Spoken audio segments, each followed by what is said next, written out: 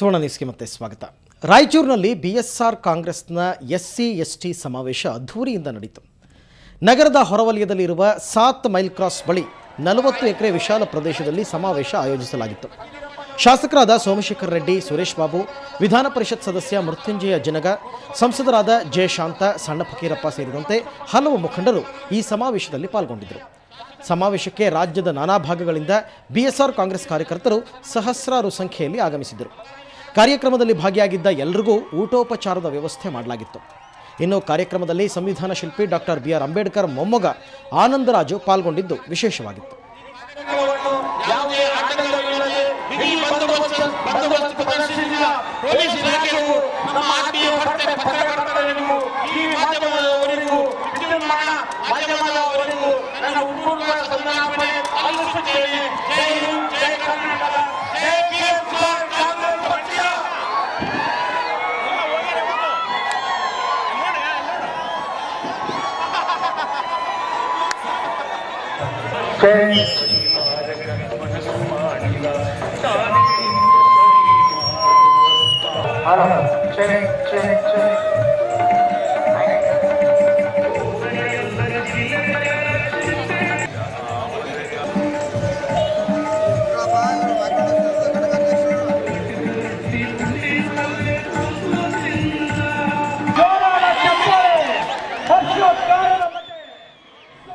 ಇನ್ನು ಸಮಾವೇಶ ನಡೆಯೋ ಸ್ಥಳಕ್ಕೆ ರಾಮುಲು ಹೆಲಿಕಾಪ್ಟರ್ನಲ್ಲಿ ಆಗಮಿಸಿದರು.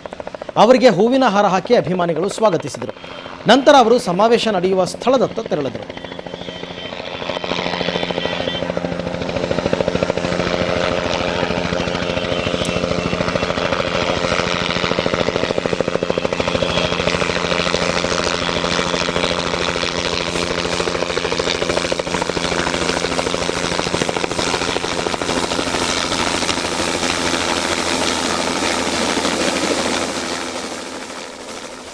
ಇನ್ನು ಸ್ಟೈಲಿಶ್ ಶ್ರೀರಾಮುಲು ವೇದಿಕೆಗೆ ಅದ್ಧೂರಿಯಾಗಿ ಎಂಟ್ರಿ ಕೊಟ್ಟರು.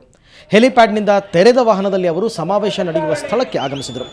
ವೇದಿಕೆ ಸಮೀಪಿಸ್ತಾ ಇದ್ದಂತೆ ವಾಹನದ ಮೇಲೇರಿ ನಿಂತು ಎಲ್ಲರಿಗೂ ಕೂಡ ಧನ್ಯವಾದ ಸಲ್ಲಿಸಿದರು.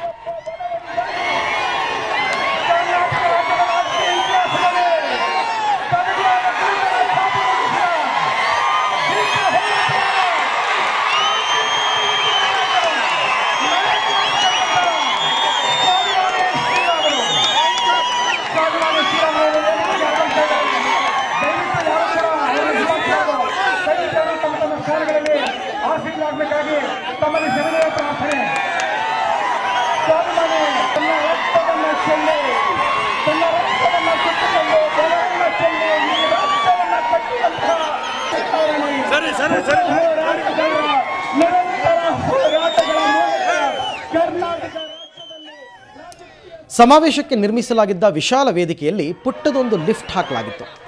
ಪಕ್ಷದ ಮುಖಂಡರು ಹಾಗೂ ಅಂಬೇಡ್ಕರ್ ಮೊಮ್ಮಗ ಆನಂದರಾಜು ಜೊತೆ ಶ್ರೀರಾಮುಲು ಲಿಫ್ಟ್ನಲ್ಲಿ ಮೇಲೇರಿ ಪೋಸ್ ಕೊಟ್ಟರು. ಲಕ್ಷಾಂತರ ಜನರಿಗೆ ಧನ್ಯವಾದ ಅರ್ಪಿಸಿದರು.